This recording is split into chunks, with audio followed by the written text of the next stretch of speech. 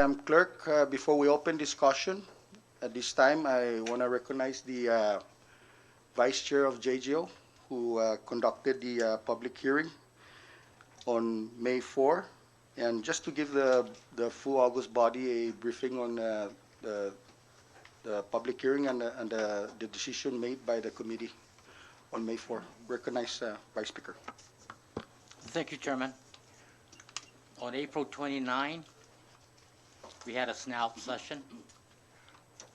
The body was dissolved into a committee as a whole, and during that process, the power ran out, and then we waited for about 30 minutes, 45. The power never came back or returned, so the whole body decided to adjourn the session. And then on May 4th, 2020, the JGO committee held a public hearing, simultaneously allowed public comments on the 3 nominees to serve in the Casino Commission board. And we also allowed a committee as a whole and allowed all members to include non-members of the JGOs now to ask questions, hard questions, on each of the nominees. And so we did so. That was an opportunity to allow members, even non-members, to publicly make comments on the 3 nominees. And we did receive written comments as well as verbal comments, and questions were heard. The nominees answered the questions to the best of their ability, and as a result of that procedure, public comments on public hearing on the 3 nominees on May 4th, the JGO committee decided, and that's what transpired. Standing Committee Report number 2114, 2115, 2116 on all 3 nominees to serve in the Commonwealth Commonwealth Casino Commission. And the committee decided and recommend to give the consent of the members of the SNAU to confirm, to give consent and to confirm the 3 nominees as reported on Standing Committee 2114 through 2116. Mr. Chairman, are you? Thank you, Vice Chair of the Committee on JGO, for that brief overview on what has transpired in the past few days. We are now on an open discussion on all 3 Standing Committee reports. Open discussion. Under open discussion, I recognize Senator Justo Quituba. Mr. Chairman. Mr. Chairman, since the report is very general and it's generic, I just want to ask the committee if these 3 items were discussed during the public hearing. One is the understanding of a casino, which is a very, very liquid industry. And it's just like water. You put the water in a bucket, it will find its way to leak. And if it's not patched up quickly, it will dry out. And the other one is transparency to the highest level. And the last one is the fulfillment of commitment and obligations. These are items that the community have been talking about, and a lot of the community members, they support the casino and they want the casino to succeed. And I am also in support of the casino, and I want it to succeed. However, we must provide some protection for both the casino industry and the community as well as the government. And the government and the community are the recipients of the success of the casino. So I will be satisfied if I hear from the committee that these three items were discussed during the public hearing. Thank you, Mr. Chairman. Thank you, Senator Ustu. And in response, may I ask the Vice Chair of the JGO Committee to respond? Thank you, Chairman. And thank you, Senator Kirgua. There were a lot of questions, and some of those questions that you've narrowed down were did asked. It's not written like you stated. The report is generic, but the hearing was telecast.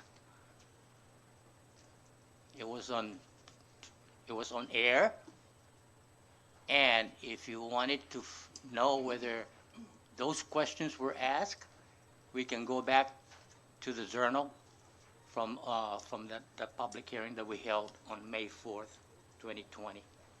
Are you back to you, Mr. Chairman? Thank you, Vice Chair. I still have the floor, Senator Ustu.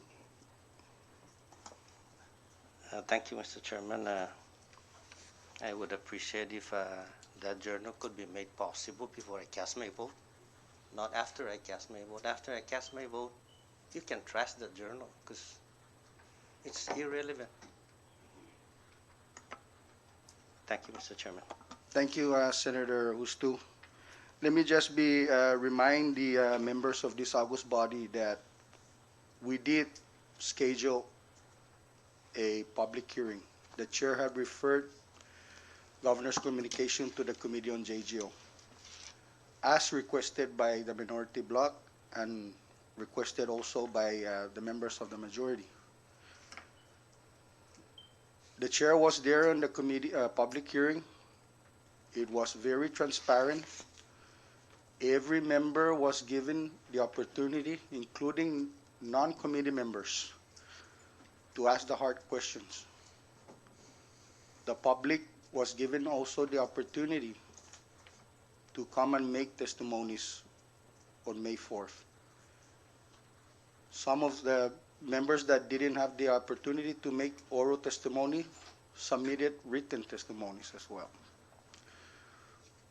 So the chair and the Committee on JGO had given the utmost opportunity and afford each and every members to take part of this public hearing and questioning the three nominees.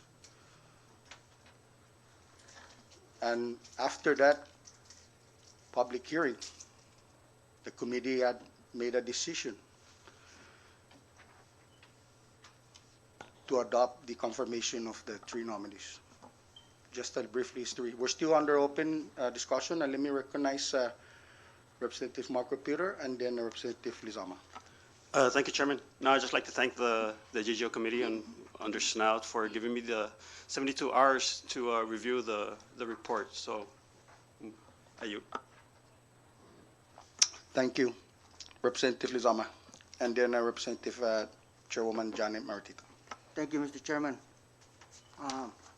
My question is, how many days do you give the public a notice of the public hearing? I believe it was not 10 days. Anything that you do, for example, an employment advertisement, you're going to give them some ample time for people to know that there is a public hearing. There's a KKMP that came up here and did the testimony about those three people, and why didn't he announce it on the radio? That's my question. Was it done appropriately in time manners? In response, Representative Lizama, we had followed the OJA Act and made the call 72 hours prior to the effective date of the public hearing schedule. Any further discussion? Recognize Madam Chairwoman Jana Martita. Mr. Chairman, Yes, I was going through the standing committee report for the three nominees, and I echo the sentiment of Senator Justo Quirigua. I'm just wondering why the committee did not include those testimonies together with the standing committee reports so as to avail the report or those statements and or comments in support or not in support attached to the standing committee report so that again, you know, all the members can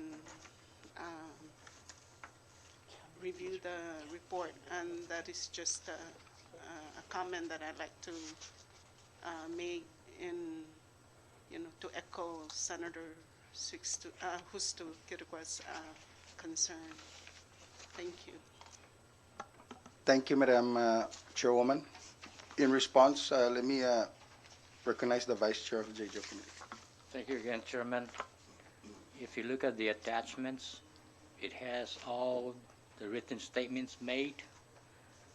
It includes the governor's communication, includes each nominee's resume, certifications, statement of financial interests, police clearance, drug test, and drug results, and all other pertinent documents that we received from the public, from them making statements on May 4th, and even to the point after the May 4th public hearing, we did continue to receive comments from the public. So if you miss those attachments, maybe we can get you copies. You. Thank you. You still have the floor, Madam Chairwoman. Again, thank you, Mr. Chairman, and I understand the Vice Speaker's response. Again, what I meant is that all those, you know, including those questions that were posed to the three nominees by the House members as well. I guess what we need to do here is at least have, I don't know whether the clerk was taking those recording or, you know, and that's what I meant, that it should be included in the committee report. I understand the letters of support and the drug test and so forth, but again, for the members' interest, you know, to review, because some of the members were not here during that public hearing, and I just wish that those questions and response from the nominees is critical for the members to decide and at least to be aware of before they cast their votes, as well stated by Senator Justo Quirigua, that we need, you know, so, and again, I'm just making that comment in reference to Senator Justo Quirigua. Thank you. Thank you. Recognize Senator Justo Quirigua. Final comment, Mr. Chairman. I'm not opposing the nominees. My question is just a yes or no answer. Was any discussion during the committee whether, you know, how liquid is this, how vulnerable is this industry, and we need to protect it, how transparency we can be, and what are we going to do to encourage the industry to fulfill its commitment and obligations. And that's my question. Was any discussion on these three? I am not questioning their qualifications. I've read the packet. I've read the attachment. And if you look at the attachments, the testimonies is just saying they support. But there's no discussion on whether these nominees or the committee that, you know, we support the casino. It's very liquid. Let's protect it for everybody's sake, because we all have an interest in this industry. Or if not, then it's not going to be here. And transparency, how we should make this at the highest level. And again, I don't want to be like a broken record. Is that are they going to fulfill what they said they're going to do, their obligations on contract? And, you know, I'm not saying tomorrow when they're confirmed, they should go after the casino and demand that all of the things that they committed on in writing should be fulfilled the next day. No, that's not my question. Is my question was these three things discussed? That's all I'm asking. If the vice chairman says yes, so that's the answer. If he says no, that's the answer. And if you want me to review the journal of the meeting, give me the journal. Attach it to the committee report. And perhaps I'm not going to ask questions. Thank you, Mr. Chairman. Thank you, Senator Usto-Kituga. Further discussion. Recognize Representative Tina Sablan. Thank you, Mr. Chairman and colleagues. And I do appreciate the concerns raised by Senator Kitigwa and by Congresswoman Maratita. I do want to note that, and also Congressman Lizama, you know, not all members, as has already been stated, were able to attend that public hearing. And also, even the ones that were, I mean, myself, for example, I didn't know until minutes before the hearing started that non-members would have the opportunity to ask questions. And so I stayed and I was able to ask questions, but I know that not all of our colleagues had that chance. I know that some of us who were not able to attend the public hearing continue to have questions. And as Senator Kitigwa said, if, you know, there may have been a record of the hearing, but we don't have it. We haven't had it. Those of us who didn't attend the hearing haven't had the benefit of reviewing that record.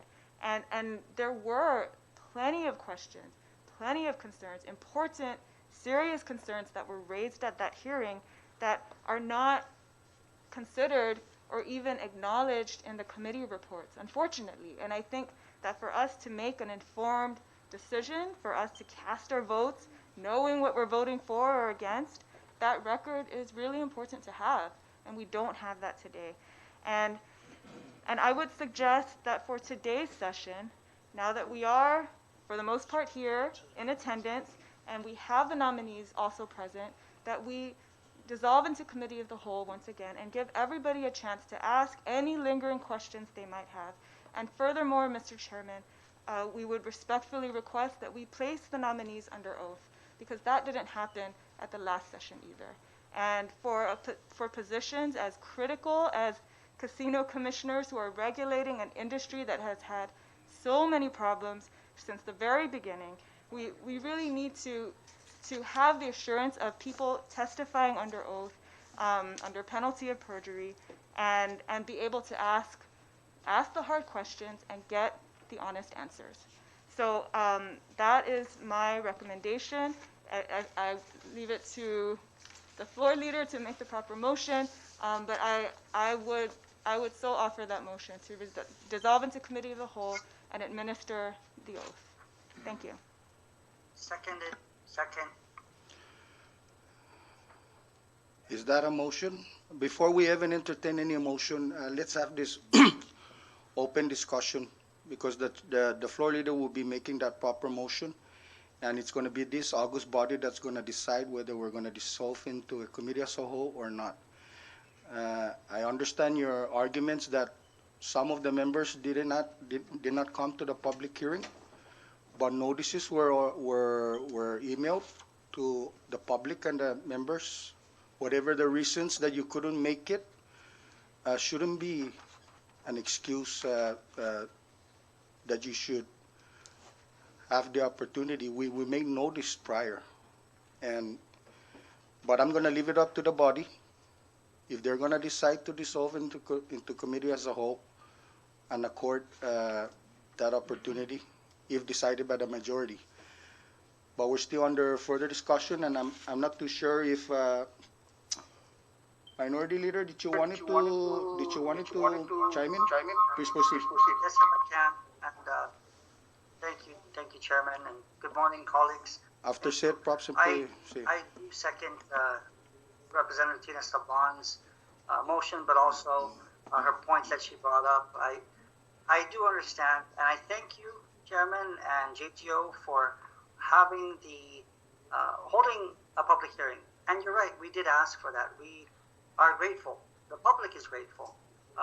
In the same token, because we are dealing with the magnitude of a multi-billion-dollar, potentially multi-billion-dollar casino industry, we owe it to our people to ask further questions. And if we have the three nominees here, there may be some questions that we didn't think about at the last public hearing that might be asked today. So, Chairman and colleagues, my question to all of you is, what's the harm in dissolving to the committee as a whole, having them swear under oath, and asking a few questions? I don't see how that could harm the process. I certainly don't see having another opportunity to ask questions would be a bad thing. In the spirit of transparency and accountability, and in the spirit of doing what's best, I feel that there really is no harm in doing so. I understand it's 11 o'clock, but perhaps we could at least allow questions. Do know that in the very first time we had the power problem, and again, we thank you because you actually did hold a public hearing. But today, we're all here and able, this August body, to ask questions. So those are my comments. I thank you for allowing me to chime in, and thank you, Chairman, and Floor Leader, and colleagues. Thank you. Thank you. Thank you, Minority Leader. And as I mentioned earlier, the chair will leave that to this August body to decide if we're going to dissolve into committee or not. Under further discussion, let me recognize Chairman Lipan and then Chairman Sheila Babauta. Thank you, Mr. Chairman. With due respect to our colleague, Senator Kituga, I hear what his concerns are. My question, Mr. Chairman, isn't it proper that all public hearing should be considered a part of a journal as well, attached to the committee report? That way, when those members that don't show for the public hearing have the opportunity to review any concerns they have. I'm getting to the point that that we need to give our good colleague Senator Kituga the opportunity at least to question 1-2 questions to each one, so he could be content. I want to get this through today, but if we cannot assure our colleague that we're unison as a delegation, then what are we? Are we just here to just vote who's in favor and who's not? Let's do it the proper way. And if dissolving into a committee as a whole to avail our good senator the opportunity to ask questions, so be it. I give him that support because I want him too to be content. I don't want to leave today's session that one of us is not content. What for have another SNAU delegation and we can't all be one? We're facing a pandemic. Sooner or later, the second wave will flow in, and then none of us will be here. None of us will be here in this chamber, or not even having a quorum. So let's give him the benefit of the doubt. And if possible, Mr. Chairman, I highly recommend that we go into committee as a whole so we can hear the concern of Senator Kituwat. Thank you, Mr. Chairman. Thank you, Chairman Lipon. Under further discussion, Representative Sheila Babauta for the second time. Thank you, Chairman. And I too totally support dissolving into committee as a whole and also placing the appointees under oath so that we can ask the hard questions. The hearing was 3 hours and the journals would have been helpful in the committee report, but I too have additional questions for the appointees and the chairman and vice chair and the committee, the JGO committee, just like Senator Justo. We do know that the commission is comprised of 5 members at $65,000 as an annual salary that is paid by the casino regulatory fee. And so I am wondering if they have done the research on funding and whether that's available, and whether or not the governor has access to these funds because the governor now has full reprogramming authority.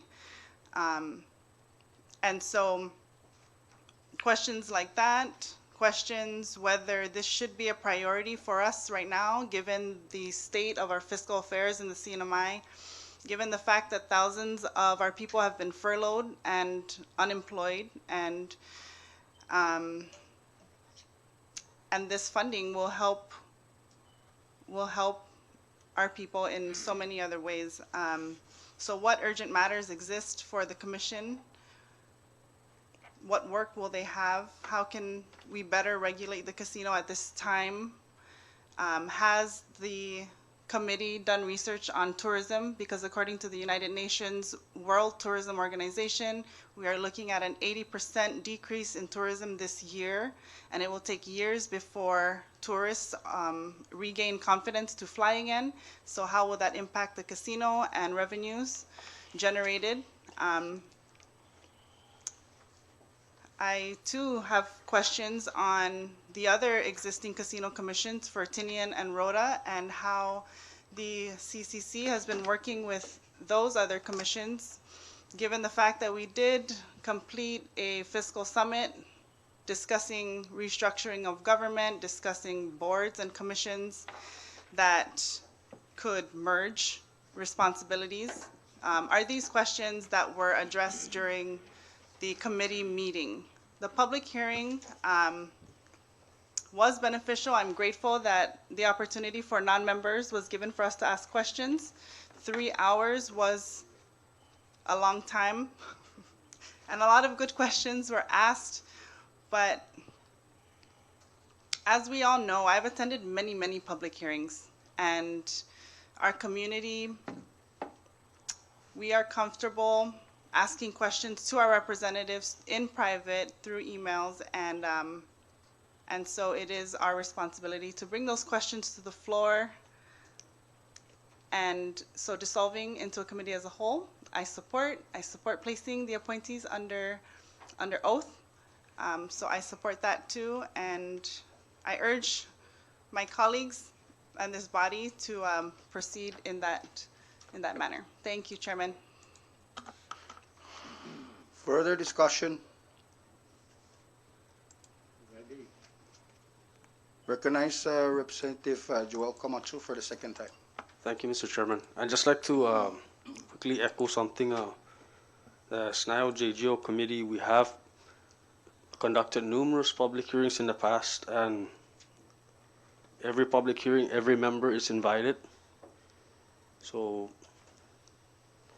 whether it's a committee of the whole or public hearing, we are always open to even non-members. Thank you, Mr. Chairman. Thank you, Chairman. Further discussion on reports on standing committees? Recognize the floor leader. Thank you, Mr. Chairman. Just for, just like to reference the rules and what should be in committee reports in reference to Rule 7, Section 8 of our SNOUD Rules of Procedure. It is stated that the attachments to the nominations shall be complete, and also that any say findings or facts and conclusions based thereon, together with specific recommendations as to the manner in which the bill, resolution, or other matter referred to the committee should be disposed by the delegation. That should be included in committee reports. Audios and journals does not. It's not stated here that it shall be included, but audio of public hearings and journals of committee reports are available by the clerk to any member to review or to listen to. And as a member of the committee, the processes did take place. A snout session did take place where we did decide not to act on the governor's communications. A committee meeting also took place, as well as a public hearing. So the processes did take place for these nominees. So I just wanted to throw that out in general, in reference to like the rules of what should be in a committee report and how and where you can avail of different records, audio and written, in the legislature for everyone's purview. So I just wanted to throw that out, just based on the rules of procedures for this delegation. Thank you. Thank you, Floor Leader. Any further discussion? Ready? Let's have a short recess. We are back in session, and before we entered into a short recess, we are still in the open discussion on reports of standing committees. And before we entertain the motion offered by Rep. Tina and seconded by the Minority Leader, I will recognize first the Floor Leader, and then after the Floor Leader's comments, we will take a vote on the motion on the floor. Floor Leader. Thank you, Mr. Chairman. I just wanted to ensure that we take the time to answer the questions on record of our good Senator Justo Quirugua. And his first question was, during the public hearings or any other events or communications with the nominees, was transparency, liquidness of the industry, and the commitment of each nominee, were they discussed during the hearing and or any of the committee meetings? And just for the record, as a part of the committee, I wanted to say that all these three questions, one way or another, were asked to the nominees, and they were answered to the best knowledge of the nominees, and that is included in audio file that is open for any member to avail of. Thank you. I just wanted to state that so that on record we answer Senator Quiroga's question. Thank you. In response, recognize Senator Quiroga. Mr. Chairman. I really appreciated that the floor leader's answer to the question. Now it's on record that the three items I raised were discussed during the public hearing, and I am satisfied with that, Mr. Chairman, and I'm ready to proceed with the session. Thank you, Senator Justo Quirugua. So we are now on the motion offered by Rep. Tina Sablan and has been seconded. Discussion on the motion? Ready? All those in favor, please say aye. Aye. All those who oppose, say nay. Nay. Seems like the ayes have it. The nays have it. Sorry. Moving along, we are still on the governor's reports on standing committee. So at this time, if there's no further discussion, I recognize the floor leader to make the proper motion for the adoption and confirmation of each nominee. Floor leader. Thank you, Mr. Chairman and members. The first item on number 13 of our agenda, reports of standing committees, is Standing Committee Report 21-14. Your SNOUD Committee on Judiciary and Governmental Operations, reporting on the appointment of Mr. Edward C. Deleon Guerrero to serve as a member of the Commonwealth Casino Commission. Your committee recommends adoption of report and passage in its confirmation of nominee. So moved, Mr. Chairman. There is a motion offered by the floor leader. Do I hear a second? It has been seconded. Discussion on the motion offered by floor leader.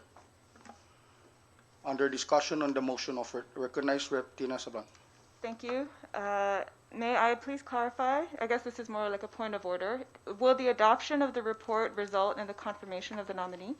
Yes, at this motion, yes. This Thank is you. where the adoption and confirmation of the nominees will happen.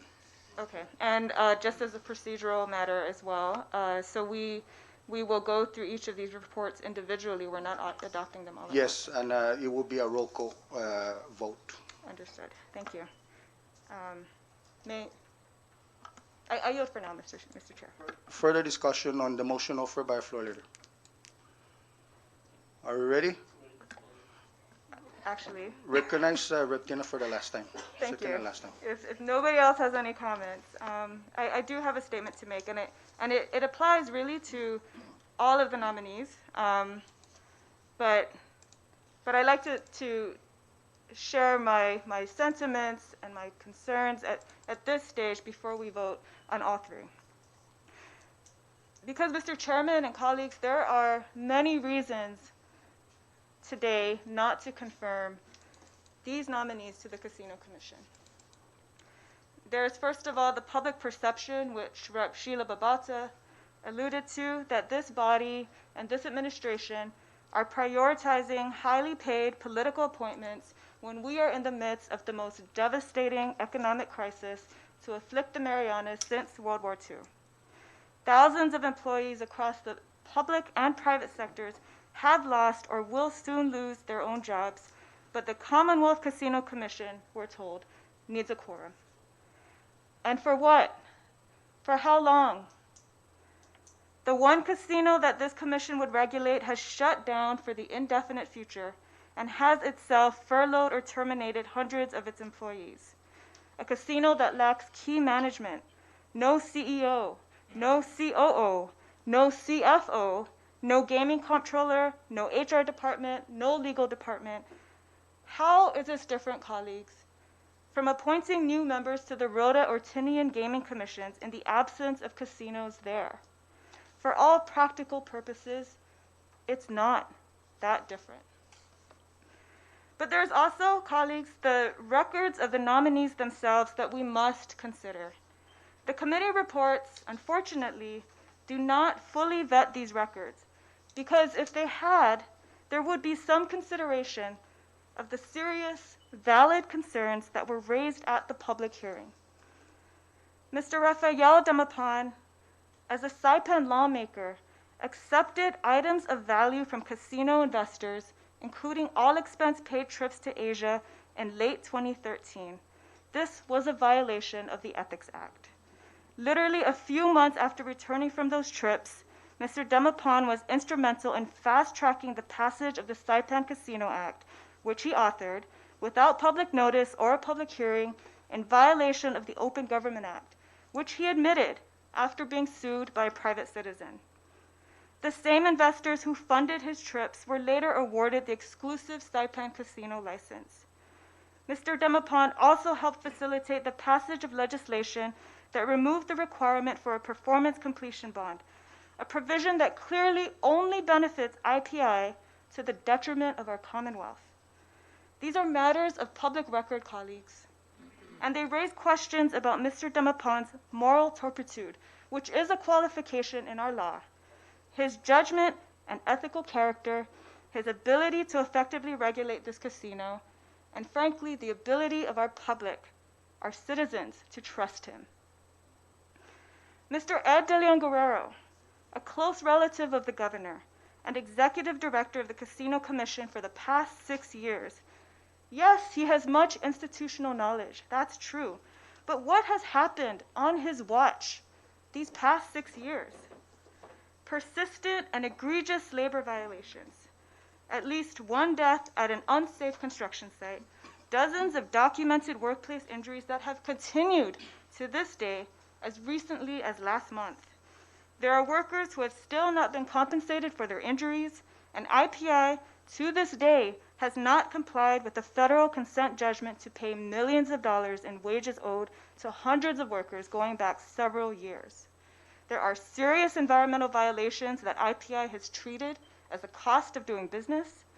There has been chronic failure to pay vendors, to timely remit taxes owed, millions in taxes owed, and to make distributions from this elusive community benefit fund that no one seems to know very much about, except that we know for sure IPI has not complied for the past 2 years, and there have been no penalties whatsoever. There are mounting lawsuits, an ongoing federal criminal investigation involving public corruption, money laundering, and illegal campaign contributions. There have been violations of the Bank Secrecy Act, which IPI has disclosed, and impending penalties and enforcement action by Treasury's Financial Crimes Enforcement Unit. We have seen this parade of terrible things happening with this licensee since they entered the scene here 6 years ago. And what troubles me is not only the lack of meaningful enforcement action on the part of the Casino Commission under Mr. Deleon Guerrero's leadership, but also the excuses that he offers again and again for why IPI can't comply or why the CCC isn't responsible, and the decisions he has made again and again to not impose penalties even when the violations demanded action. 6 years later, colleagues, we still have an unfinished casino resort in the heart of Garapan, and Mr. Deleon Guerrero is actually pushing to reward this company with more public lands in beautiful Marpi, so that they can start and maybe never finish yet another massive eyesore on this island. Why? And then Mr. Mariano Taitano, as a Saipan lawmaker, was a co-sponsor of the Saipan Casino Act, which included unusual benefits for the licensee, namely the establishment of a monopoly license that set the stage for this toxic economic dependency, and almost complete capture of our government by a single company. The legislation also included an exemption from gaming taxes, making the CNMI literally the only place in the world with a casino industry and no gaming taxes. As a zoning board member, Mr. Taitano had a reputation for consistently siding with development against the concerns of environmental agencies and residents who would be directly impacted by projects. At the public hearing last week, he admitted he hadn't read the casino law, and he also expressed the view that his role as a casino commissioner would be to help IPI succeed. This, colleagues, is a fundamental misapprehension of the regulatory role, and it's one that it seems all the nominees share because they all, to some extent, express a similar view. The nominees have, in various ways, indicated their desire to cooperate with IPI, to work with the company, ensure they succeed, because, as Mr. Demapan said, we cannot let them fail. But this seems to deny the obvious reality that it is in fact failing, and was set up to fail from the very beginning. The role of the regulator is not to help and defend and perpetually make excuses for the regulated entity that is failing to uphold its obligations. The role of the regulator is to regulate on behalf of the people, to enforce the laws and the license and ensure that the people are not taken advantage of. And unfortunately, colleagues, the people of the Commonwealth are in fact being taken advantage of. Nothing that I heard in the public hearing and nothing in the nominees' records would seem to indicate a willingness or commitment to zealously defend the interests of the people. Which brings me to this final point. Based on IPI's record of chronic, flagrant, and continuing lack of respect for our laws and the license these past 6 years, based on the apparent failures of our government to effectively regulate, and based on serious doubts about the viability of this company and this industry in our islands, I think a time of reckoning is upon us. IPI is a bad actor. There are major questions about the legitimacy of this business and plenty of reasons to doubt the viability of this company and this industry. It's time to face that reality and imagine a different future for our Commonwealth. the nominees before us could not fathom or were not willing to consider any circumstances in which they might consider revoking this license. They urged us instead to have hope, to continue believing in these unfulfilled $7 billion promises, even in the face of overwhelming evidence to the contrary. That refusal to face reality is troubling and says so much about the kind of regulatory action we can expect to see, or rather continue to not see if they are confirmed. And that alone should be more than enough reason for all of us to vote no today. Thank you. Thank you, Representative Tina Sablan. Further discussion on the motion offered. Representative Sheila Babauta. Thank you, Chairman and colleagues. Thank you, Rep. Tina Sablan, for your statement.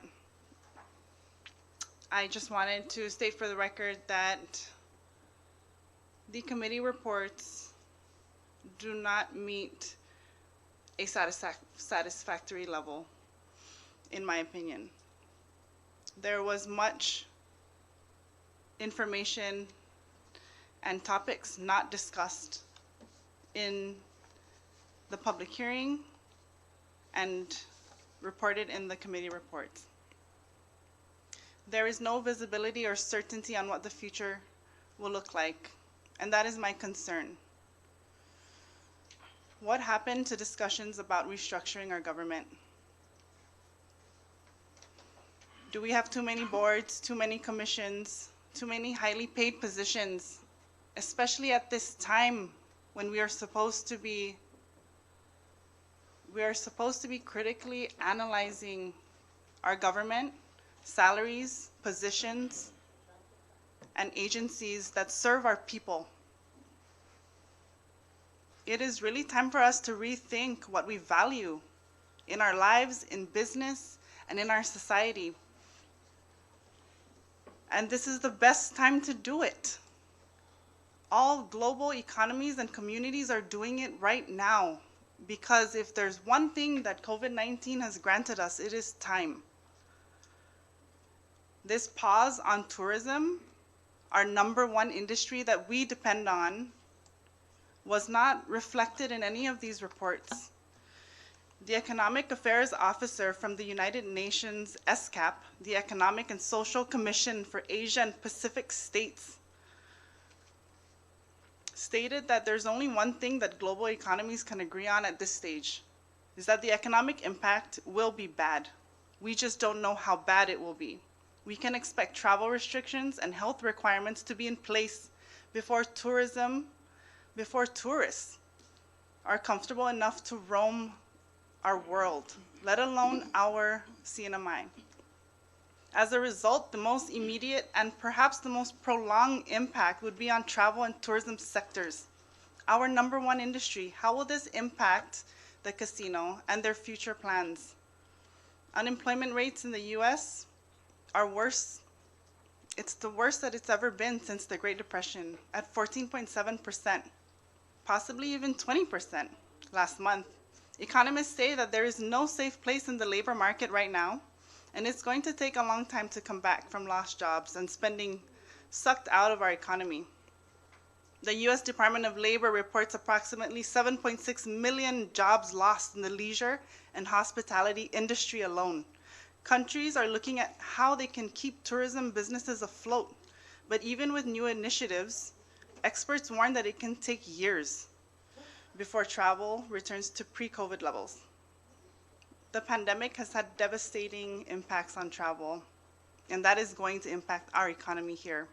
So have we looked into other self-sustaining industries that we can begin working on, that we can begin discussing? And where do our priorities lie? Cities that move too quickly could risk a second wave of infections, risking public health and the economy once again. Thoughtful tourism is what comes to mind. We are a beautiful destination that many visitors enjoy, as well as our community and our people here. But upon returning home, our community was frustrated with our tourists, making jokes about the pink Mustangs and the red flags and our tourists. disrespecting our community. And that is a reality that we all have to acknowledge. So now we have the opportunity to slow down and take advantage of this time, rethink our values and the fundamentals of our society. Rethink how tourism here in the CNMI can really benefit not only the traveler, but our community here, our local community, and our local economy. I am not satisfied with these committee reports, Chair, and for that, I will state that I do not support the motion to accept them at this time. Thank you. Thank you, Rep. Sheila Babauta. Further discussion on the motion offered by our floor leader? Ready? Aye. Go ahead. Recognize Minority Leader. Go ahead. Thank you, Chairman. Thank you, colleagues. I really can't add too much after hearing Representatives Tina Sablan and Sheila Babauta speak. I do want to say this, that given the extraordinary and difficult times that we are in, where's the fire? We are obviously hearing that we must push this. We've heard not to make this political. We've heard a lot of different things, and I agree. We shouldn't make this political. We have a job to do, and that is to find the best nominees, or look at. I'm sorry, the nominees are already selected, but to look at the records, to listen to other things, to analyze their credentials, and come up with a decision.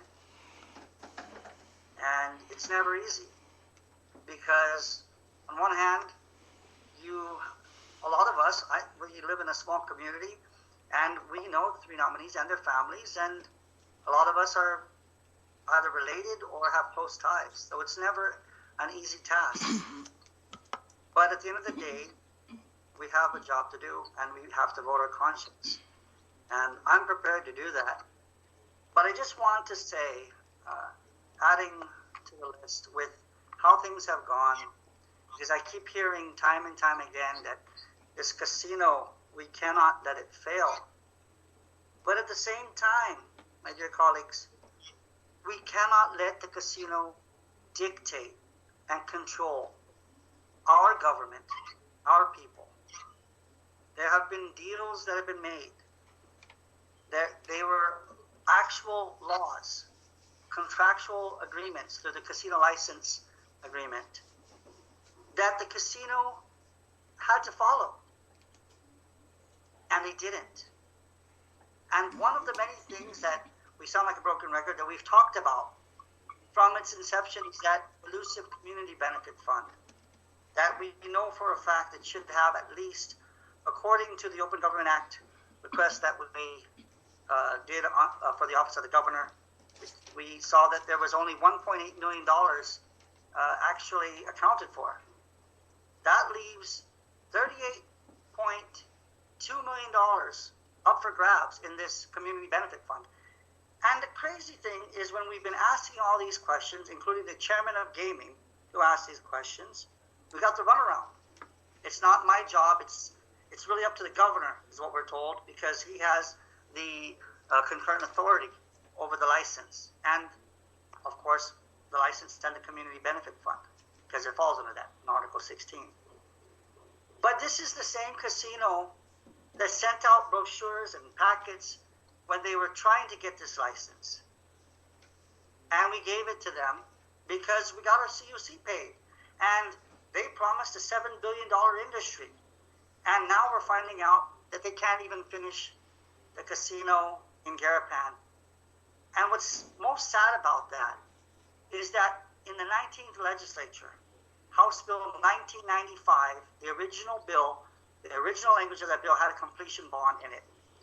And sadly, an amendment was put in by a former colleague of ours that took out that completion bond. And had that completion bond stayed in, and it never was removed, it would have guaranteed that the casino project would be completed on time, within budget, and free of liens. But that's a different story. And some are asking, well, how does this relate to the three? It relates to them because I need to, in order to make the right decision, have full confidence and full trust that we won't have cheerleaders for this casino, that we will have a regulating body. We will have fighters who will ensure that when the casino violates Commonwealth law or federal law, that they will be held responsible for it. And that includes sanctions. But what have the sanctions been thus far for this casino? I'm sorry, but I was hoping that we would be able to ask further questions because, again, yes, we had a JGO hearing. We should have had an opportunity to ask because sometimes we think of questions. We're not given that opportunity. I'm saddened by that, but I respect the way our rules work in democracy. It's a numbers game. I've said all I can. I know that we're going to vote, and I want to thank you, Chairman, and colleagues for allowing me to speak right now. Thank you very much. Thank you, Minority Leader. Further discussion on the motion offered. Ready? Madam Clerk, please call the roll. Speaker Acto, Yes. Representative Babalta, No. Representative Benavente, Representative Blanco, Yes. Representative Camacho, Ngan. Representative Castro, Representative Deleon Guerrero, Yeah. Representative Flores, Yes. Representative Guerrero, Ngan. Representative Fitibus, Our. Representative Lizama, Representative Martita, Representative Peter, Representative Probst, No. Senator Kirkwa, Representative Sablantina, No. Senator Sablan, Hungan.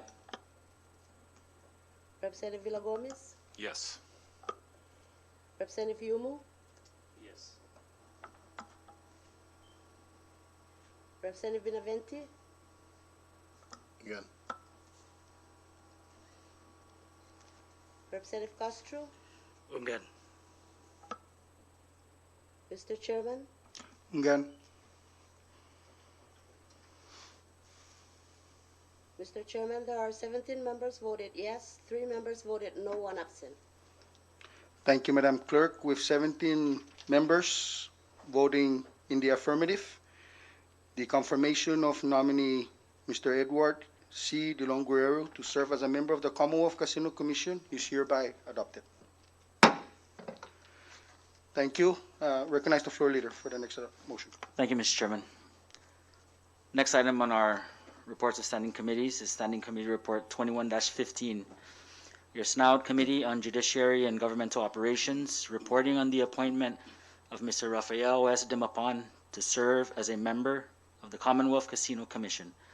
Your committee recommends adoption of this report and passage in its confirmation of the nominee. So moved, Mr. Chairman. There is a motion offered by our floor leader. Do I hear a second? It has been seconded. Discussion on the motion offered. Ready? Madam Clerk, please call the roll. Speaker Acto, Yes. Representative Babalta, No. Representative Benavente, Representative Blanco, Yes. Representative Camacho, Ngan. Representative Castro, Hungan. Representative Deleon Guerrero, Hungan. Representative Flores, Yes. Representative Guerrero, Ngan. Representative Fitibus, Our. Representative Lizama, No. Representative Martita, Representative Peter, Our. Representative Probst, No. Senator Kirgwa, Representative Sablantina, No. Representative Sablan, Hungan. Representative Villagomez, No. Representative Yumu. No. Representative Benavente, Good. Mr. Chairman. Again. Mr. Chairman, there are 14 members voted yes, 4 members voted no, 1 absent. Thank you, Madam Clerk. With 14 voting in the affirmative, the adoption of the report and the confirmation of Mr. Rafael S. Demapan to serve as a member of the Commonwealth Casino Commission is Chairman, hereby. privilege. Yes, please state your privilege. Mr. Chairman, the number does not jive on the vote. You're talking about 18 votes and 1 absent. Recognize the clerk to clarify the numbers, please. Mr. Chairman, there are 14 members voted yes, 6 members voted no, and 1 absent. Thank you, Madam Clerk. With 14 members voting in the affirmative, the confirmation of the nominee, Mr. Rafael S. Demapan, to serve as a member of the Commonwealth Casino Commission is hereby adopted. Thank you. Recognize the floor leader. Thank you, Mr. Chairman. Our last item on reports of standing committees is Standing Committee Report 21-16. Your SNOUD Committee on Judiciary and Governmental Operations reporting on the appointment of Mr. Mariano Taitano to serve as a member of the Commonwealth Casino Commission. Your committee recommends adoption of this report and passage in its confirmation of the nominee. So moved, Mr. Chairman. Thank you, Mr. Floor Leader. There is a motion offered by our Floor Leader, and it has been seconded. Discussion on the motion. Ready? Thank you, members. Madam Clerk, please call the roll. Speaker Acto, Yes. Representative Babalta, No. Representative Benavente, Good. Representative Blanco, Yes. Representative Camacho, Hungan. Representative Castro, Hungan. Representative Deleon Guerrero, Hungan. Representative Flores, Yes. Representative Guerrero, Hungan. Representative Fitibus, What? Representative Lizama, No. Representative Martita, Representative Peter, Over. Representative Probst, No. Senator Kirgua, Representative Sablantina, No. Senator Sablan, Hungan. Representative Villagomez, Present.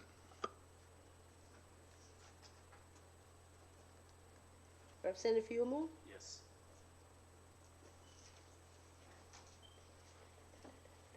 Mr. Chairman. Again.